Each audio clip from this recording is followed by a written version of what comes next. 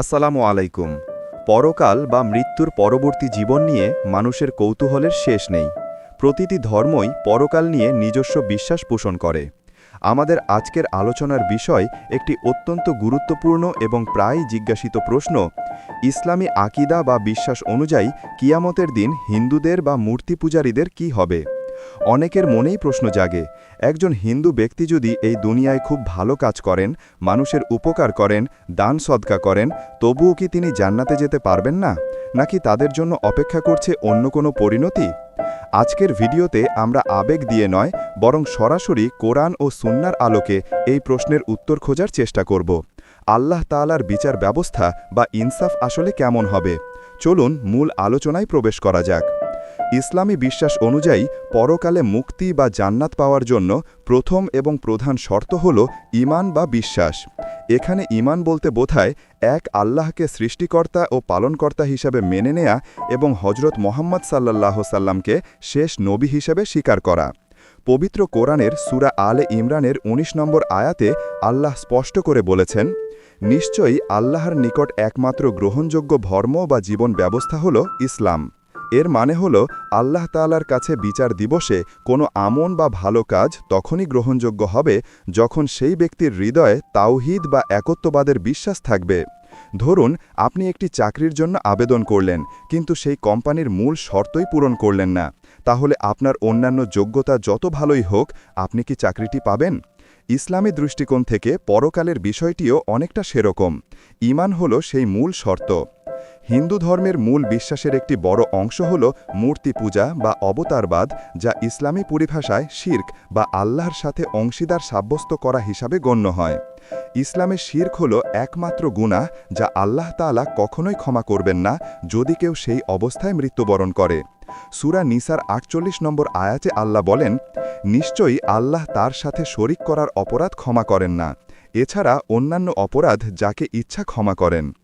এখন প্রশ্ন হল, একজন হিন্দু ব্যক্তি যদি সারা জীবন মানুষের সেবা করেন, এতিমখানা বানান, কিন্তু তিনি সৃষ্টিকর্তার সাথে মূর্তিকে শরিক করেন, তাহলে কিয়ামতের দিন তার অবস্থা কী হবে? ইসলামী থিওলজি বলে, তার ভালো কাজগুলোর প্রতিদান আল্লাহ তাকে এই দুনিয়াতেই দিয়ে দেবেন, যেমন সুনাম, সম্পদ, সুস্বাস্থ্য বা মানসিক শান্তি। কিন্তু পরকালে যেহেতু তিনি আল্লাহর একত্ববাদে বিশ্বাস করেননি, তাই সেখানে তার জন্য জান্নাতের কোনো অংশ থাকবে না। কারণ জান্নাত হারাম করা হয়েছে তাদের জন্য যারা আল্লাহর সাথে শিরক করে। এখানে একটি খুব গুরুত্বপূর্ণ এবং যৌক্তিক প্রশ্ন আসে। আল্লাহ তো আল আদল বা পরম ন্যায় বিচারক। তাহলে এমন কোনো হিন্দু ব্যক্তি বা অমুসলিম যার কাছে ইসলামের সঠিক বার্তা কখনোই পৌঁছায়নি অথবা এমনভাবে পৌঁছেছে যা বিকৃত, তাদের কি আল্লাহ বিনা কারণে জাহান্নামে দেবেন? এর উত্তর হল না, আল্লাহ কারো প্রতি অবিচার করেন না। সূরা আল ইসরায়ের ১৫ নম্বর আয়াতে আল্লাহ বলেন, আমি কোনো রাসূল না পাঠানো পর্যন্ত কাউকে শাস্তি দেই না। ইসলামী স্কলারদের মতে কিয়ামতের দিন এমন মানুষদের জন্য একটি বিশেষ পরীক্ষা নেওয়া হবে, যাদের কাছে নবী রাসূলদের বার্তা পৌঁছায়নি বা যারা সত্য জানার সুযোগ পাননি, যাদেরকে আহলে ফাতরা বলা হয়। কিয়ামতের দিন আল্লাহ তাদের নির্দেশ দেবেন একটি বিশেষ কাজ করার জন্য। যারা সেই কঠিন মুহূর্তে আল্লাহর নির্দেশ মানবে তারা জান্নাতে যাবে, আর যারা অমান্য করবে তারা জাহান্নামে যাবে। তাই ঢালাওভাবে সকল হিন্দু জাহান্নামে যাবে এমন মন্তব্য করার আগে আমাদের বুঝতে হবে যে বিচার করার মালিক একমাত্র আল্লাহ। তিনি দেখবেন কার কাছে কতটা সত্য পৌঁছেছিল এবং কে কতটা সত্য গ্রহণ করার চেষ্টা করেছিল। তবে মনে রাখবেন, পরকালের এই বিশ্বাস বা আকিদা যেন এই দুনিয়ায় আমাদের অমুসলিম প্রতিবেশীদের সাথে খারাপ আচরণের কারণ না হয়। ইসলাম আমাদের শিখিয়েছে ভিন্ন ধর্মাবলম্বীদের সাথে ন্যায়পরায়ণ ও সদাচরণ করতে। কার শেষ পরিণতি কি হবে, কে জান্নাতি আর কে জাহান্নামী, সেটা নির্দিষ্ট করে বলার অধিকার আল্লাহ আমাদের দেননি। আমাদের কাজ হল সত্যকে সুন্দরভাবে পৌঁছে দেয়া এবং তাদের হেদায়েতের জন্য দোয়া করা। হয়তো আপনার ভালো ব্যবহারের কারণেই একজন অমুসলিম ইসলামের সৌন্দর্য বুঝতে পারবে এবং ঈমান আনবে।